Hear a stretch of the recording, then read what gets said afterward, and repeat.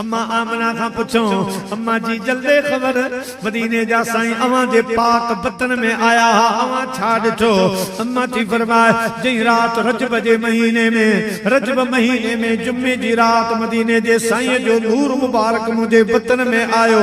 बस उन रात जुम्मे जी रात ॾिसां घर खां दिल खां जितां किथां रुगो खैबी आवाज हा असां जे महबूब जी अम्मा तोखे लख मुबारक हुजनि।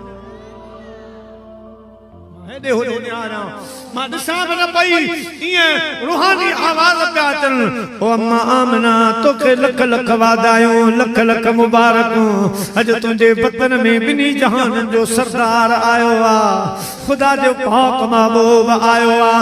अम्मा थी फरमाए सुबुह जो उथियो काठी पी कयां त काठी मुबारक पई ॾे थांव में हथ विझां त थांव मुबारक पियो ॾे।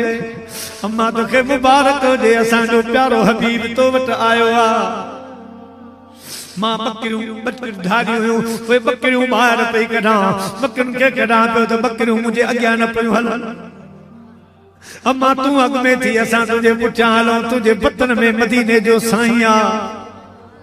मुंहिंजा प्यारा ॿाहिरि बकरियुनि खे चारण वठी पई वञा त बादल मथां डोड़ी आया छांव पिया कनि। जई वण वटां गुजरा त वण झुकियो सलाम पियो करे पत्थर सलाम पियो ॾियनि त आया आसथिया मुंहिंजा ॿारो चा बंभोर में पसी पपुन वजाम से मुंहिंजा नीहूं नीह थरिया गूंदर सभु विसरिया सुखनि शाखूं कढियूं। प्यारा मुसलमान भाइरो अम्मा आमना थी फरमाए हर शइ मूंखे मुबारक पी ॾे। हाणे मां ॾिठो त पाणी खुटी वियो आहे मां पाणी वञी खूह तां भरे अचां। मुंहिंजा प्यारा जंहिं बलूचिस्तान आहे ईअं उते बि जाबलू इलाइक़ो आहे पहाड़ी इलाइक़ो आहे अव्हां खे ख़बर आहे जबल जा माण्हू आयो त हिते खूह केॾो गहरो हूंदो आहे हो 200 वाम पाणी हेठि 200 वाम 200 हेठो।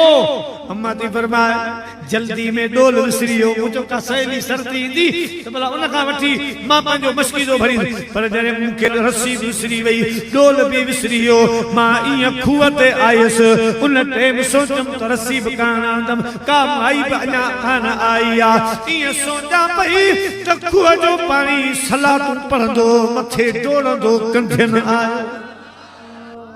मूंखे चवण लॻो अम्मा आमना रस्सी जो फिक्र न कर डोल जो फिक्र न कर अम्मा दुआ कजां तोखे मुबारक हुजे जो तुंहिंजे वतन में असांजो रसूल आयो आहे। आज मिलादुन नबी